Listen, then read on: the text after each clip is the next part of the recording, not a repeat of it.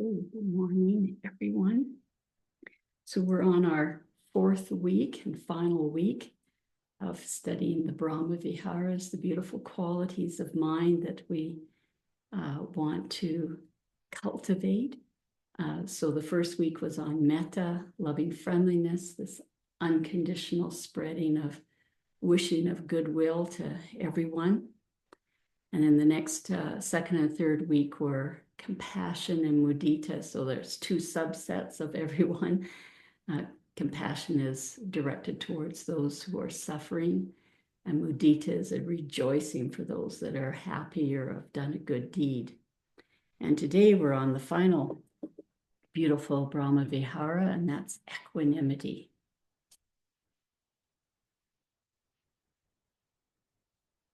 The Pali word for equanimity is Upekkha, and that means looking on, observing, and this with an evenness, a calm, an unflappability. And I believe that evenness or that equanimous sort of feeling is coming because we can see the three characteristics of everything.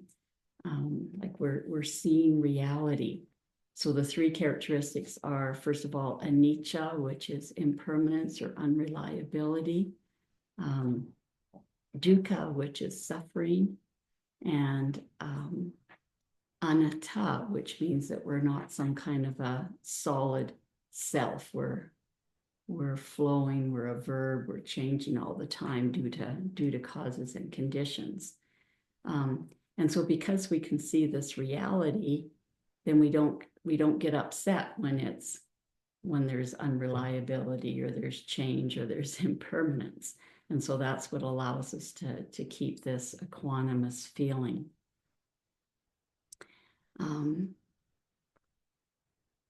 With dukkha, that's the suffering due to desire. We're suffering because we want the current situation to be different than it is. But how it is reality. And we're fighting a losing battle if we're trying to fight reality. We're trying to change what the reality is. So the most skillful way, so instead with wisdom, we want to evaluate what is the most skillful way to deal with the current situation, and then put in the causes and conditions for the outcome that we're wanting, but realizing that we're not in kind of total control. And so we may not get the outcome we want. So it's important not to be attached to the outcome. We can, put in the causes and conditions to try and improve our chances, but it's not a guarantee. And so if we know from the beginning that it's not a guarantee, then we can a better chance to stay equanimous when we don't get the outcome that we're wishing for.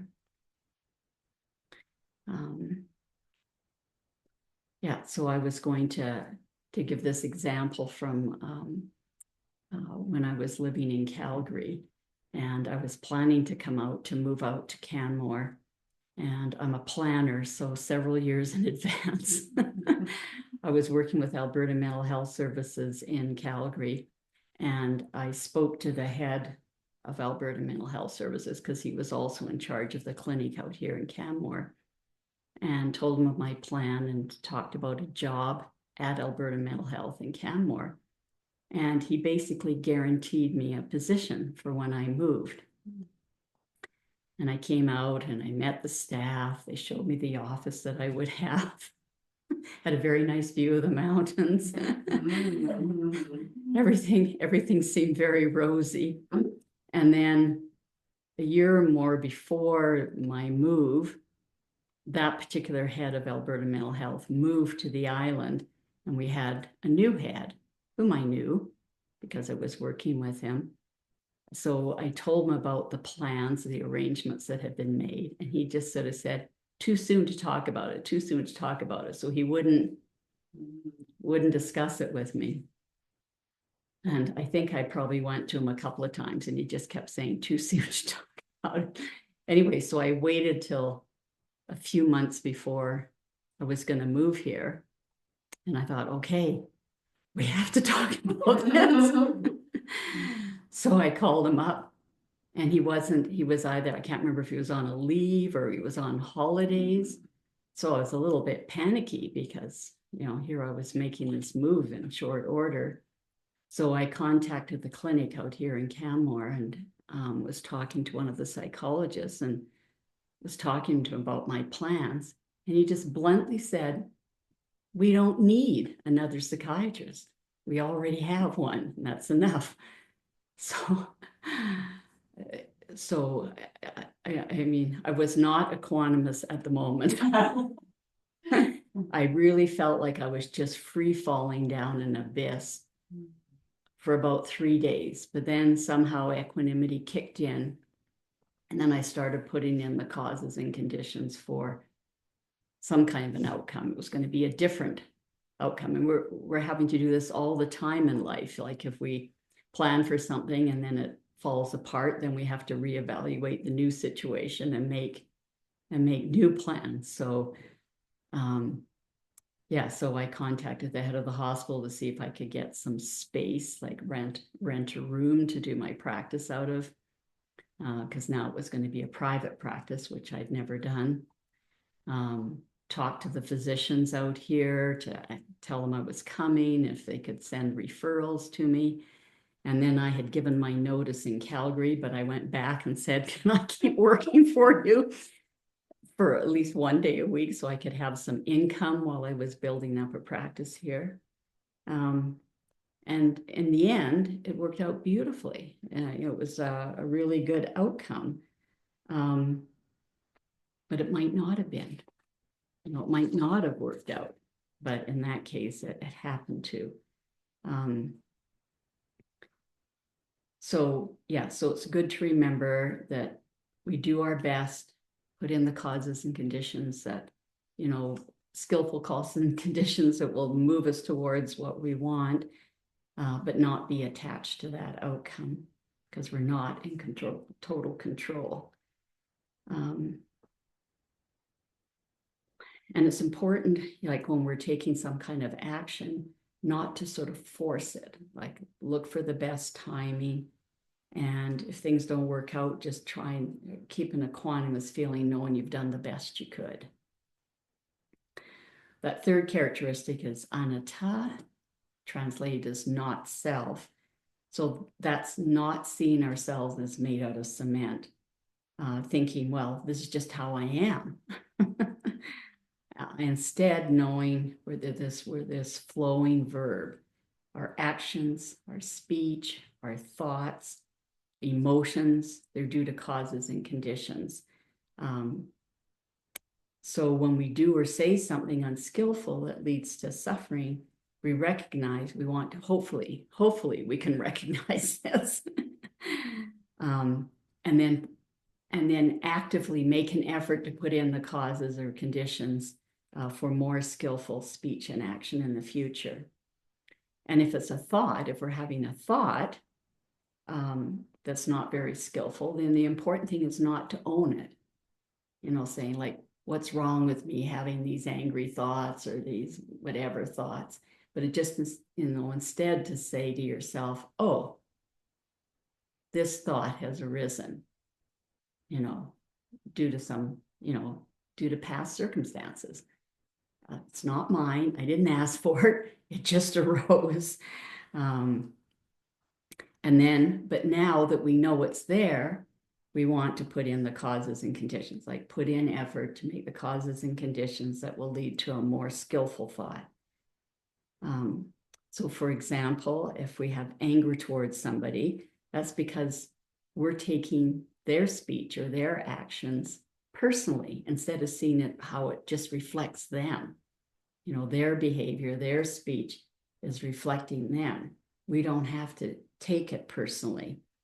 And so if we can understand that their speech and action are, based on their past causes and conditions, then that can help arouse some compassion in us. Instead of having anger, we can have some compassion, realizing, well, they may not have had the circumstances in their life to give them the skills to handle whatever the situation is, that's aroused anger, to be dealt with in a more skillful manner. And then another way to deal with that if somebody's angry at you is to realize that you probably are not a perfect person either. And you've probably, got irritable or been unskillful in interactions with people. So if you can bring that to mind, then it also helps you to have compassion towards this person, because you see that, oh, we're all the same. We're all just trying to be happy.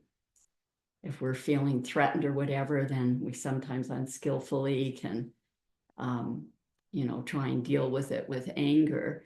And if we know that we've done that ourselves, then we can, have more compassion towards this other person who's in an unskillful moment.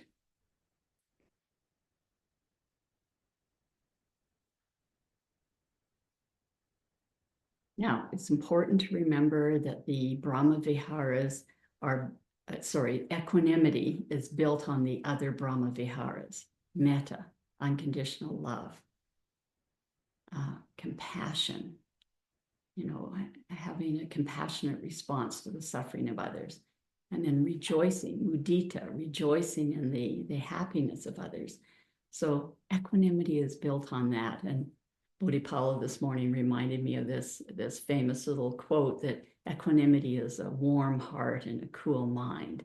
So, and that, that warm heart comes from the other Brahmaviharas, and then equanimity adds into that, this cool mind.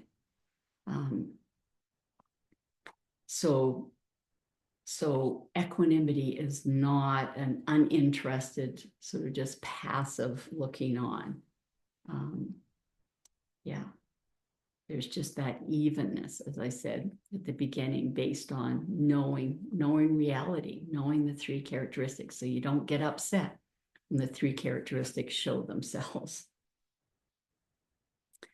And just like we can have two kinds of mindfulness, skillful and unskillful, you can, do something skillful with mindfulness, or you could rob a bank mindfully. That's not a skillful way to use mindfulness. So the same way with equanimity, I've certainly observed experiences where somebody is acting in a very cool, calm, and collected way, but it's very callous. It's very uncaring. It doesn't have the other Brahmaviharas underneath of it. It's kind of a cold, calculated evenness.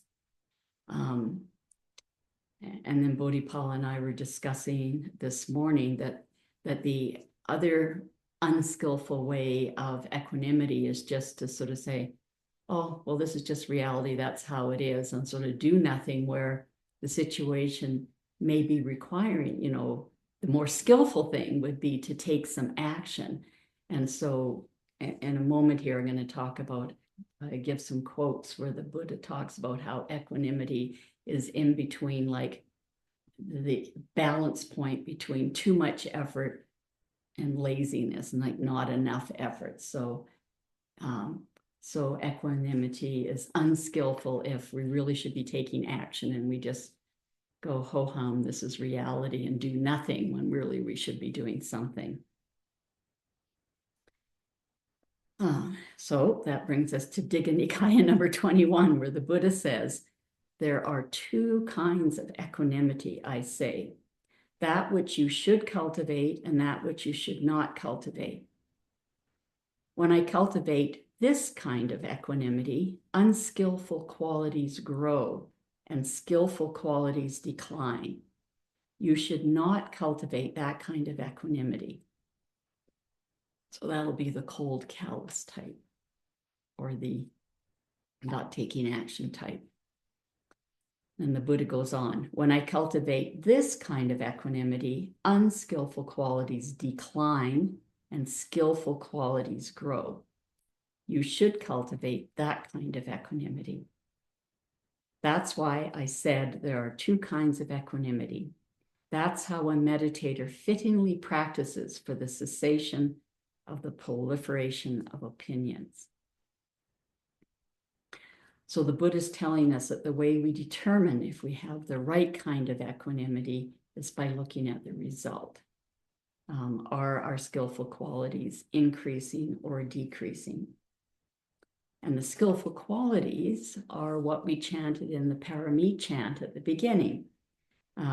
So those are generosity, morality, energy, metta, loving friendliness, equanimity, determination, letting go, patience, truthfulness, and wisdom.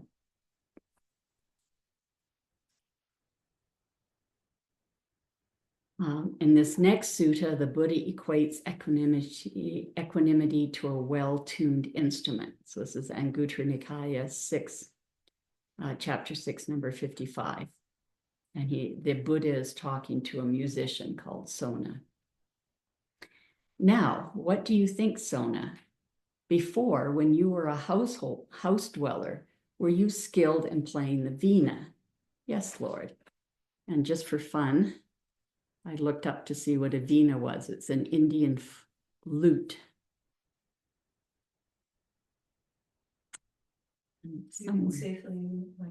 There we go. Oops, there we go. Yeah, and on Tuesday night, we had a musician in the group and he explained it to us. So this is played sort of laid horizontal. And then you put your legs in between this gourd here and then the belly of the instrument, I guess, to hold it steady while you're playing it. Yeah, so that's a veena. Pardon me, a which? It's a Mohan. So you know what kind it is? Yeah. Oh, wow. Well, George Harrison learned to play it. Oh. Back in the day. My sweet Lord. Okay, so we just found out it was an instrument played by George Harrison. Okay, so back to the Buddha. And what do you think? When the strings of your veena were too taut, was your veena in tune and playable? No, Lord. And what do you think? When the strings of your veena were too loose, was your veena in tune and playable? No, Lord. And what do you think? When the strings of your veena were neither too taut nor too loose, but tuned to the right on pitch, was your veena in tune and playable? Yes, Lord. In the same way, Sona, over-aroused persistence leads to restlessness. Overly slack persistence leads to laziness. Thus, you should determine the right pitch for your persistence. So equanimity is this balance point between restlessness and laziness. Now, it's important to remember that equanimity does not mean being a doormat. If you need to be assertive, you can be assertive with equanimity. We need to take care of ourselves. We need to set boundaries. We need to know what our limitations are. Yes? So what's assertiveness? Assertiveness means I don't know. Yeah, so there's being aggressive, there's being assertive, and then there's being passive. So if there's a certain situation and maybe you're being bullied or something, so passive would be doing nothing and letting the person continue to bully you. Being aggressive might be meeting their bullying or their anger with your anger, and then you're sort of doing the same thing. And then the middle would be more like equanimity, where you do something to take care of yourself, but not in an aggressive way. Not in an aggressive way and not in a passive way. Oh, okay. Yeah. Right. Thank you. You're welcome. Yeah, so you act in some way that hopefully your words, your speech and your body language are not, tinged with anger or irritability. And then one of the things that sometimes is appropriate in these kinds of situations, I mean, you have to decide on the situation, is there's this Tibetan practice called Tonglen. And that's when, you know, you're with somebody that's having a negative or a distressing emotion. You know, I've used this in the grocery store when you've got mothers that lose it with their kids. They're screaming at their kids. You know, there's really not. So I'll breathe in the distress through my, you know, through your left nostril, and you breathe it down to your energy center, just sort of around just below your belly button. We call that in Chinese medicine the dantian, and in Hindu tradition the hara, but it's our energy center. So you breathe it in there, and you can visualize it as a certain color or shape or whatever, this distress or this anger or whatever that you're breathing in. And then you want to transform it. And I usually think about it like an eclipse where the light of the sun or the moon is got this shadow in front of it. And then I just sort of image that shadow moving away, and then this sparkly light, you know, image that as love and light. So you're changing this negative energy into love and light. And then you breathe it out of your right nostril into the person in front of you, you know, or the one that's distressed. So you're not giving back what they gave, you know, what you're experiencing. You're not giving back the anger or the distress or whatever. You've transformed it into love and light, and you're not holding that distress inside of yourself, because you're breathing it in and then you're breathing it out, but you're breathing it out in a better way, in a transformed way. And at times, you know, if somebody is, say, angry with you, and you're doing this practice because you're staying even and calm, but with this warm heart, sometimes that energy can really change the situation. And I've certainly experienced that many times. But this is not always going to be appropriate. Sometimes the most appropriate thing is to get out of the situation as fast as you can. But anyway, I found Tonglen helpful in many, many situations. Now, on a daily basis, we can bring equanimity into our meditation practice. And we do that by just accepting the reality of our breath, you know, or how our breath, and then whatever distractions, you know, are happening, like this is the reality. And so not to be negatively judging ourselves or getting upset or getting disappointed because our meditation practice isn't going a certain way. I mean, if there's skillful means that we can take, you know, in our meditation practice to help it to improve, then we do that. But the big thing is staying equanimous with whatever's arising, because that's the reality.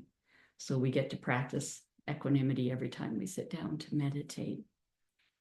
And then in daily life, we want to make sure we have equanimity when we have to make decisions. So like if we're having to decide on something, you want to ask yourself, am I in a good state to make this decision? You know, if we're really emotional, or, you know, our mind is just sort of stuck on some set opinion or whatever, you know, we could be in tunnel vision and not be seeing, you know, the whole picture and what would be most skillful or the best way to deal with this. So then it's better just to take a little time out, let yourself calm down, get into an equanimous state, and then make the decision. Otherwise, you could do something that makes your life worse.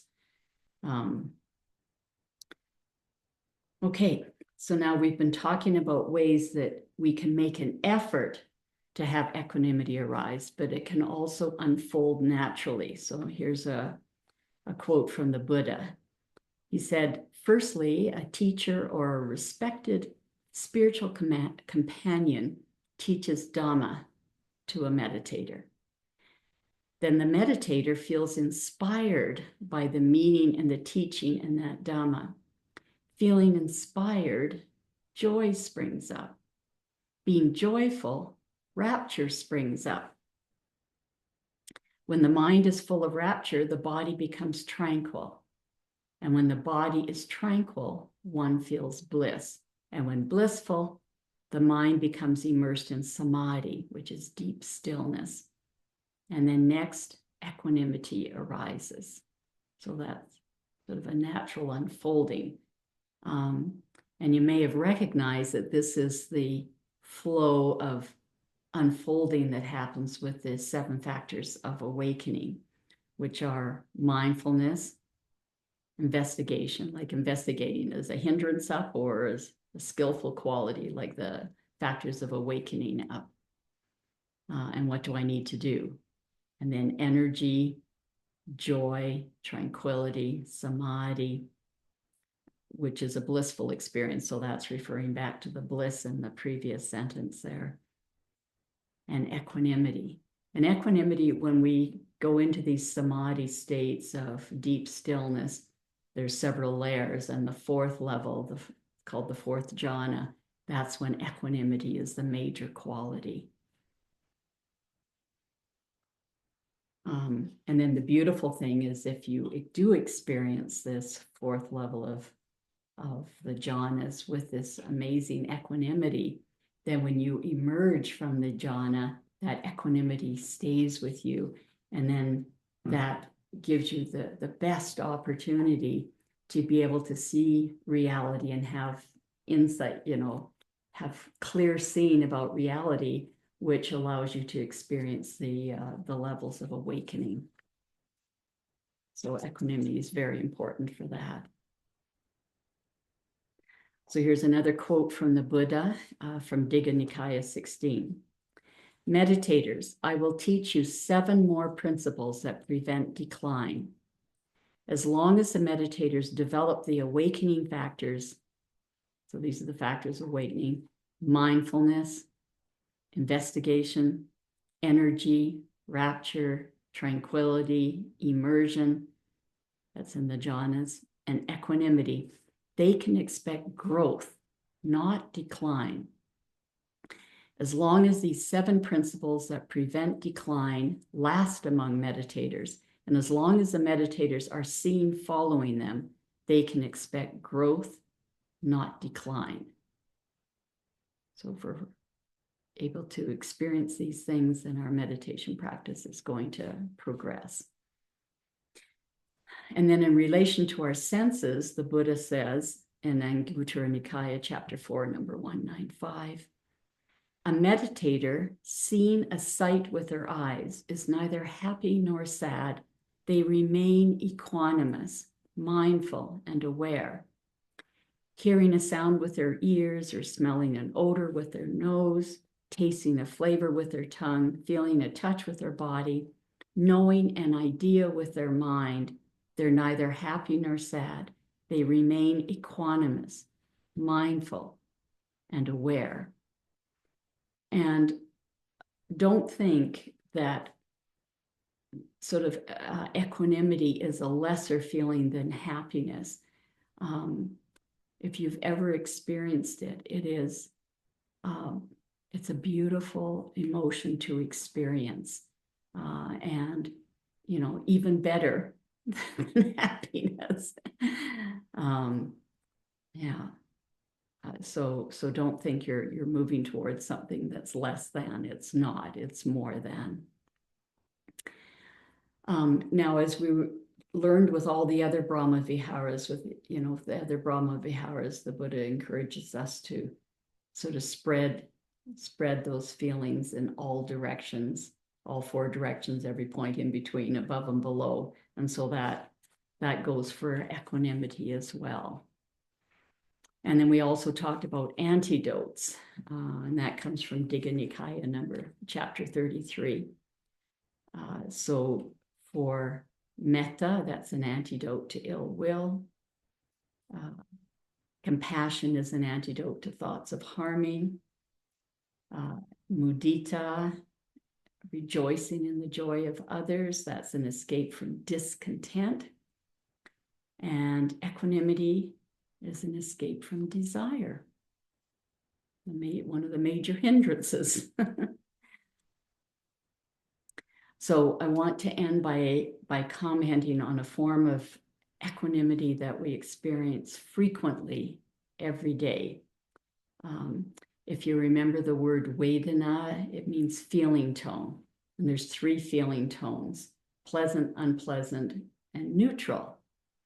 And these accompany every single sensory experience. Every time we hear a sound, we'll have this Vedana of it's either feels pleasant, unpleasant, or neutral to us. Every time we see a sight, that sight will feel pleasant, unpleasant, or neutral. And the same for all the other senses.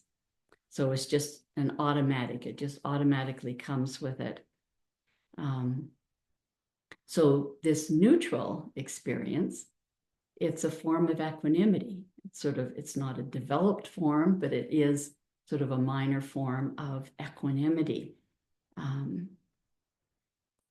And it's probably our most common experience. Like most times when we're going through our daily life, we're not getting a rush of joy or a really unpleasant feeling, unless you're in some terrible or some wonderful environment. But mostly our experience that we're having is neutral. And then we don't pay attention to it. It doesn't, grab our attention. And yet this neutral feeling is a peaceful feeling, and peace is a beautiful experience, having peace. And so this is something to think about, is to, bring up to awareness this peacefulness that comes with these neutral Vedanas throughout the day. And I'll just finish with a funny little quote from Thich Nhat Hanh. He said, all these people are coming to me and saying, I want peace in my life. I want peace in my life. And he said, and then when they get it, they go, boring. So we need to somehow change our taste buds. So instead of seeing this neutral experience as boring, but just to enjoy the peace in it. Okay, so I'll end there.